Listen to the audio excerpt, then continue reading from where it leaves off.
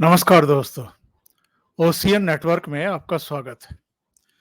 आज हम उन 5-6 वंशवादी पार्टियों और चेहरों की बात करेंगे, जिनकी आंखों की किरकिरी बन चुके हैं प्रधानमंत्री नरेंद्र मोदी।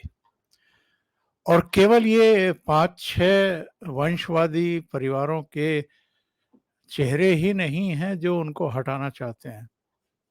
कुल मिलाकर के तो ये करीब-करीब 1.5 दर्जन हैं। अलग-अलग पॉलिटिकल पार्टियां हैं और ये सब बहुत दुखी हैं, परेशान हैं। इनको अपना भविष्य चौपट होते हुए दिखाई दे रहा है। इनकी जमीन खिसक रही है। इन पर भ्रष्टाचार के, गड़बड़ के, घोटालों के दूसरे गंभीर किस्म के आरोप लगे हुए हैं। इनके कुछ नेता तो जेल की हवा तक खा रहे हैं। कुछ के खिलाफ जांच पड़ताल चल रही है, कुछ के सिरों पर गिरफ्तारी की तलवार लटकी हुई है। इन सबको लग रहा है कि ये तो अब आर पार का मामला है। या तो नरेंद्र मोदी को प्रधानमंत्री पद की कुर्सी से हटा दीजिए, नहीं तो फिर जेल जाने की तैयारी करिए और राजनीतिक करियर खत्म करने के लिए मानसिक रूप से तैयार हो जाइए। आज मैं इन चेहरों की तो बात करने वाला हूं ही, जो पूरी तरीके से मुहिम के अगवा बन गए हैं, विपक्षी दलों को एकत्र करने की मुहिम के। लेकिन मैं वो कारण भी गिनाऊंगा जिसकी वजह से इन समेत कुछ दूसरे जो राजनीतिक दल हैं, उनके जो नेता हैं, उनकी एक्चुअल में दुकानदारी बंद हो गई है, धंधा बंद हो गया है और प्रधानमंत्री नरेंद्र मोदी जिस तरीके से काम कर रहे हैं, सीधे सीधे इनके पेट पर लात लगी है। 2014 से पहले का अगर हम परिदृश्य देखें, कितने भ्रष्टाचार के, घोटालों के खबरें समाचार आते थे और वो सुर्खियां बने रहते थे। उस पर तमाम तरह के सवाल खड़े होते थे कि कैसे प्रधानमंत्री हैं मनमोहन सिंह, जिनकी नाक के नीचे लोग भ्रष्टाचार कर रहे हैं, घोटाले कर रहे हैं और वो असहाय हैं, कुछ कर नहीं पा रहे हैं। क्योंकि भ्रष्टाचारियों को कहाँ का आशीर्वाद हासिल था, ये मुझे बताने की ज़रूरत नहीं है। जिनका आशीर्वाद उनको था, अब वो खुद जमानत पर बाहर घूम रहे हैं और बेहद ईमानदार, कर्मठ और देश के प्रति समर्पित प्रधानमंत्री नरेंद्र मोदी पर अटैक कर रहे हैं। इससे बड़ा और इससे भद्दा मजाक कोई हो नहीं सकता कि जिन पर भ्रष्टाचार के गंभीर किस्म के आरोप हैं, वो एक ईमानदार प्रधानमंत्री पर अटैक करते हैं। कई कारण मैं आपको गिना रहा हूं जिनकी वजह से नरेंद्र मोदी इन विरोधी दलों के नेताओं की आंखों की किरकिरी बने हुए हैं। नंबर एक, देश भर में जो इंफ्रास्ट्रक्चर मजबूत किया जा रहा है, जो सड़कें चौड़ी की जा रही हैं, हाईवे, एक्सप्रेसवे बनाए जा रहे हैं और जब कोई परिवार अपने घर से बाहर निकलता है किसी डेस्टिनेशन पर जाने के लिए, उसको कितना सुकून मिलता है, उसको कितनी शांति मिलती है। पहले केवल जाम में ढाई-ढाई 3-3 घंटे खड़े रह कर के उनका ईंधन ही नहीं फूकता था, उनका खून भी फूकता था। वो मानसिक तौर पर भी उत्पीड़ित महसूस करते थे। वो मन ही मन व्यवस्थाओं को गालियाँ देते थे, सरकार को गालियाँ देते थे कि ये जाम में ही खड़े रहने के लिए क्या हम अभिशप्त हैं? आज की तारीख में वो स्थिति नहीं है। तो जो बुनियादी ढाँचा है, वो चाहे सड़कें हों, एयरवेज़ हो, वाटरवेज़ हो, सब बहुत तेज़ गति से दुरुस्त हो रहे हैं और लोगों को एक सुकून मिल रहा है। इसके अलावा जो बुनियादी ज़रूरतें हैं, वहाँ तक आम आदमी की पहुँच सहज हुई है। रसोई गैस हो, आपका मोबाइल फ़ोन हो, डाटा उसका सस्ता हुआ है, शौचालय घर-घर में बन गए, स्कूलों में, कॉलेजेस में बन गए, लड़कों के लिए अलग, लड़कियों के लिए अलग बन गए। इतना काम इधर हो रहा है, इसके अलावा विदेशों से पूंजी निवेश आ रहा है। कोविड काल में भी अगर भारत की अर्थव्यवस्था दुनिया की 5वीं बड़ी अर्थव्यवस्था बन गई है और देश विदेशों से जिस तरह का निवेश आ रहा है, उसको लेकर के इनके पेट में मरोड़ है। इनको पता है कि जितना निवेश आएगा, प्रधानमंत्री नरेंद्र मोदी और उनकी सरकार और अधिक लोकप्रिय होंगे और अधिक मजबूत होंगे। इसलिए विदेशों में जाकर के प्रधानमंत्री की भी आलोचना करते हैं, देश के लोकतंत्र के भी सवाल खड़े करते हैं, मीडिया और जुडिशरी के बारे में भी बहुत गलत-सलत बयान देते हैं। पार्लियामेंट में उन्हें बोलने नहीं दिया जाता है, लोकतंत्र खतरे में है, तमाम तरह की बातें की जाती हैं। लेकिन उस सब का भी कोई फ़र्क नहीं पड़ रहा है। अभी राहुल गांधी अमेरिका होकर के आए, इसके बावजूद नरेंद्र मोदी का जब अमेरिका पहुँचे, वो किस तरह का स्वागत हुआ है, ये अपने आप में अभूतपूर्व है। इस यही नहीं, प्रधानमंत्री सेनाओं को भी मजबूत कर रहे हैं। बरसों से जो उनके ज़रूरत के साज़ो-सामान थे, वो खरीदे ही नहीं जा रहे थे, लेकिन अब वो खरीदे भी जा रहे हैं, उनको दिए भी जा रहे हैं। देश का वो मान-सम्मान दुनिया में बढ़ा रहे हैं। पापुआ न्यू गिनी के प्राइम मिनिस्टर इंटरनेशनल एयरपोर्ट पर जब उनको रिसीव करने पहुंचते हैं, तो उनके पैर छू करके आशीर्वाद लेते हैं। अभी अमेरिका की यात्रा के आखिरी दिन जब एक समारोह में राष्ट्रगान हो रहा था और वो राष्ट्रगान वहाँ की जानी-मानी सिंगर गा रही थी, उस सिंगर ने राष्ट्रगान के बाद प्रधानमंत्री नरेंद्र मोदी के पैर छू लिए। ये घटनाएँ बताती हैं कि भारत का और खुद प्रधानमंत्री नरेंद्र मोदी का इंटरनेशनली किस तरीके से मान-सम्मान बढ़ रहा है और उनकी स्वीकार्यता किस तरीके से बढ़ रही है। दूसरे, हमें याद रखना चाहिए, जब मुख्यमंत्री थे नरेंद्र मोदी, तब उनको अमेरिका जाने के लिए करीब 60 से ज़्यादा सांसदों ने उस समय के राष्ट्रपति बराक ओबामा को एक चिट्ठी लिखी थी और ये कहा था कि उनको अमेरिका आने का वीज़ा ना दिया जाए, क्योंकि गुजरात दंगों के वो आरोपी हैं। आज क्या स्थिति है? वो देश के ऐसे एकमात्र प्रधानमंत्री बन गए हैं जिन्होंने अमेरिकन कांग्रेस को 2 बार संबोधित किया है। इससे पहले जवाहरलाल नेहरू, राजीव गांधी, पीवी नरसिम्हा राव, मनमोहन सिंह, अटल बिहारी वाजपेयी ने एक-एक बार संबोधित किया था वहाँ के जो संसद है उसके संयुक्त सत्र को। तो आज क्या स्थिति है? आपने तो बहुत रोका कि इनके लिए वीज़ा तक ना दिया जाए। आज तो व्हाइट हाउस में इनके लिए रेड कारपेट बिछे हुए हैं। तो ये इन लोगों से बर्दाश्त नहीं हो रहा है। दूसरे, जिस तरीके से घर-घर बिजली, पानी, डाटा, गैस, इसके अलावा जो 40 करोड़ से ज़्यादा गरीबों के जनधन खाते खुले हैं, उनमें जो पैसा ट्रांसफ़र हुआ है, 80 करोड़ लोगों को जिस तरीके से कोविड काल में और अभी तक भी भोजन उपलब्ध कराया जा रहा है, मुफ्त में अनाज दिया जा रहा है और सबसे ज़्यादा जो पेट में दर्द इनके हो रहा है, वो हो रहा है इसलिए कि इनके भ्रष्टाचार पर चोट की जा रही है।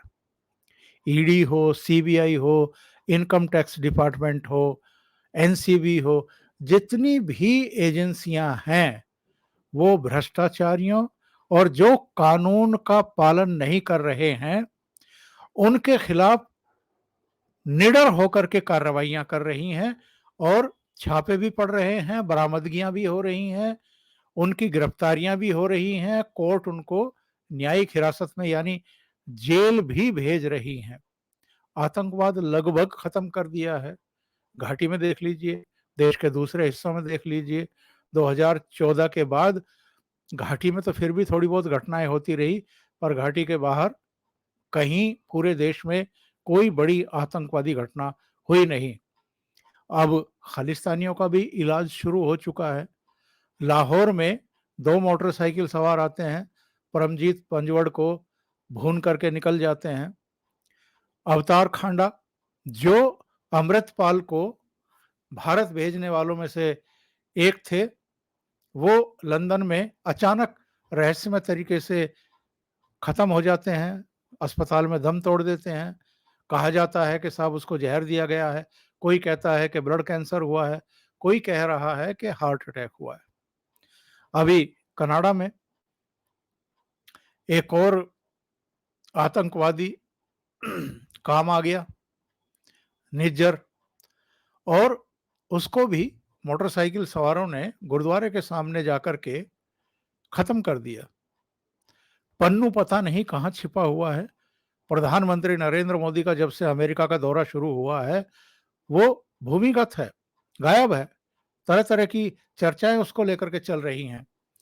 तो जो भी देश विरोधी ताकतें हैं, उनका एक तरीके से निपटारा हो रहा है। चर्चाएं कई तरह की हैं, मैं उन चर्चाओं पर विस्तार से नहीं जाना चाहता। मैं केवल वो कारण गिना रहा हूं जिसकी वजह से भारत में सुकून आ रहा है, और जो मोदी के विरोधी हैं, उनका दिन का चैन और रात की नींद हराम होती हुई दिखाई दे रही है। इसके अलावा अमेरिका की यात्रा के समय जिस तरीके से उन्होंने 24 कंपनियों के सीईओ से मुलाकात की, और चाहे गूगल है, चाहे माइक्रोसॉफ्ट है, चाहे एप्पल है, इनके सीईओ से मुलाकात की, और जो टेस्ला कंपनी के मालिक हैं, जो अब ट्विटर के भी मालिक हैं, एलन मस्क, उनसे मुलाकात होना, और उनका ये कहना कि साहब हम अब भारत में आकर के अपना कारोबार शुरू करेंगे और अगले साल मैं खुद भारत आऊंगा। यानी ये सारे ऐसे काम हैं जो ये दर्शाते हैं कि प्रधानमंत्री नरेंद्र मोदी भारत के लिए किस तरीके से निवेश जुटा रहे हैं, किस तरह यहाँ रोजगार के अवसरों को तैयार कर रहे हैं, उनकी संभावनाओं को बिल्डअप कर रहे हैं। किस तरह प्रधानमंत्री रहते हुए नरेंद्र मोदी ने पाकिस्तान को उसकी औकात बता दी, चीन को उसकी हैसियत बताते हुए एलएसी से उस पार सहम कर खड़े रहने के लिए मजबूर कर दिया। ये सारे स्टेप ऐसे हैं जो विपक्ष के जो नेता हैं उनके लिए एक तरीके से वज्रपात की तरह है। इसके अलावा सोनिया गांधी और राहुल गांधी, जो अपने आप को राजा और महारानी से कम नहीं समझते थे, आज उनकी क्या हालत है। वो जमानत पर बाहर हैं। जो इन्वेस्टिगेशन एजेंसी है, जो ईडी है, वो दोनों से 5 दौर की बातचीत इन्वेस्टिगेशन अब तक राहुल गांधी से इंट्रोगेशन कर चुके, 3 दौर का इंट्रोगेशन सोनिया गांधी का हो चुका। कभी किसी इन्वेस्टिगेशन एजेंसी ने ये साहस जुटाया कि वो इस परिवार को बुला करके उसको इंट्रोगेट करे? लेकिन ये हुआ है इस देश में। इसलिए सोनिया गांधी और राहुल गांधी पूरी तरीके से किलसे हुए हैं नरेंद्र मोदी से। ममता बनर्जी के भतीजे अभिषेक बनर्जी, उनकी पत्नी, उनकी साली, वो सब ईडी के रडार पर हैं। उद्धव ठाकरे, आदित्य ठाकरे, इनके नजदीकियों के घरों पर, ठिकानों पर ताबड़तोड़ छापेमारी हो रही है। इनकी कुर्सी छिन गई, इनकी एमवीए की सरकार टूट गई, इनके एमएलए टूट गए, इनके एमपी टूट गए, इनकी मूल पार्टी शिवसेना इनसे छिन गई, सिंबल छिन गया। इसलिए उद्धव ठाकरे, आदित्य ठाकरे, संजय राउत, ये सब दिन रात पानी पी पी करके नरेंद्र मोदी को कोसते रहते हैं। शरद पवार, जिनके 2 करीबी गिरफ्तार किए गए कैबिनेट मंत्री रहते हुए, अनिल देशमुख गृह मंत्री थे, और नवाब मलिक कैबिनेट मंत्री थे, दोनों को गिरफ्तार किया गया। उनके करीबियों के यहां भी लगातार कार्रवाइयां चल रही हैं। इसके अलावा लालू प्रसाद यादव का कुनबा, तेजस्वी यादव, उनकी पत्नी राबड़ी, उनकी बेटियां मीसा भारती से लेकर के दूसरी, जिन पर तमाम तरह के गंभीर एलिगेशन है कि लालू यादव के रेल मंत्री रहते हुए किस तरह के घोटाले हुए, किस तरह जमीनें लिखवा करके, मकान लिखवा करके जॉब्स दिए गए, इनके खिलाफ कार्रवाइयां चल रही हैं। तो ये जो मैंने आपको चेहरे गिनाए हैं, ये जो नाम गिनाए हैं, सोनिया गांधी, राहुल गांधी, ममता बनर्जी, अभिषेक बनर्जी, उद्धव ठाकरे, आदित्य ठाकरे, शरद पवार, सुप्रिया सुले, लालू प्रसाद, तेजस्वी यादव, इसके अलावा फारूक अब्दुल्ला परिवार, उस पर भी शिकंजा कसा गया है।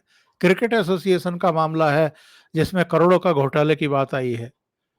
इसके अलावा भी पीडीपी प्रमुख महबूबा मुफ्ती पर भी शिकंजा कसा गया है और कई ऐसे चेहरे जिनको लग रहा है कि हमारी राजनीति खत्म हो जाएगी अगर यही सिलसिला चलता रहा जो 2014 से 2019 और अब 2024 के दरवाजे पर आकर के खड़ा हो गया है। और इन चेहरों में जिनकी राजनीतिक जमीन खिसक गई है, जो मैंने नाम गिनाए हैं, इसके अलावा आप देखें तो नीतीश कुमार की अपनी जमीन खिसकी हुई है पूरी तरीके से। कहाँ 2009 में 115 सीटें विधानसभा में हुआ करती थी, फिर 2015 में घट करके 71 हो गई और अभी 2020 में जब चुनाव हुए थे तो वो 47 सीटों पर सिमट करके रह गई। और बिना भारतीय जनता पार्टी के लोकसभा का चुनाव लड़ने में उनको पता लग जाता है, नानी याद आ जाती है। इसी तरीके से अखिलेश यादव 2014 में केवल लोकसभा की 5 सीटें, 2019 में भी केवल 5 सीटें। तो ये हालत है इन तमाम जो विरोधी दल हैं और जो खास तौर से वंशवादी परिवार हैं जिन पर गंभीर किस्म के आरोप भी हैं। ये सब इसलिए एकजुट हो रहे हैं ताकि किसी भी तरीके से प्रधानमंत्री पद से नरेंद्र मोदी को हटाया जा सके। इनका एकमेव एजेंडा अब यही है और कोई मुद्दा नहीं है इनके पास। ये महंगाई तो पता नहीं इस देश में और दुनिया में कब से मुद्दा है, बेरोजगारी पता नहीं कब से मुद्दा है। ये जो मणिपुर का सवाल खड़ा करते हैं, मणिपुर और पूर्वोत्तर के कई राज्य पहले भी इसी तरह की हिंसा का शिकार बन चुके हैं। वहां अलग तरह की समस्याएं हैं और अभी तक तो सारे स्टेट पूर्वोत्तर के शांत ही थे। ये अपने आप में एक इन्वेस्टिगेशन का विषय है कि वहां अचानक ये आग क्यों लग रही है और कौन इसको हवा पानी दे रहा है। लेकिन जिस तरीके से ये पटना में जुटे और जिस तरह अब 1 महीने बाद शिमला में इनका जुटान होने वाला है, इससे पता चलता है कि विपक्षी दलों के नेता एक्चुअल में किस कदर परेशान हैं। अभी के लिए इतना ही। बहुत बहुत धन्यवाद। अगर आपको ये चैनल और इसके कंटेंट पसंद आ रहे हैं तो लाइक करें, कमेंट करें, वीडियो को शेयर भी करें। अभी तक अगर आपने ये चैनल सब्सक्राइब नहीं किया है तो सब्सक्राइब कर लें और साथ में लगे बेल आइकॉन को दबा दें ताकि आगे आने वाले वीडियो और उनके नोटिफिकेशन आप तक पहुंचते रहें। बहुत बहुत धन्यवाद। नमस्कार।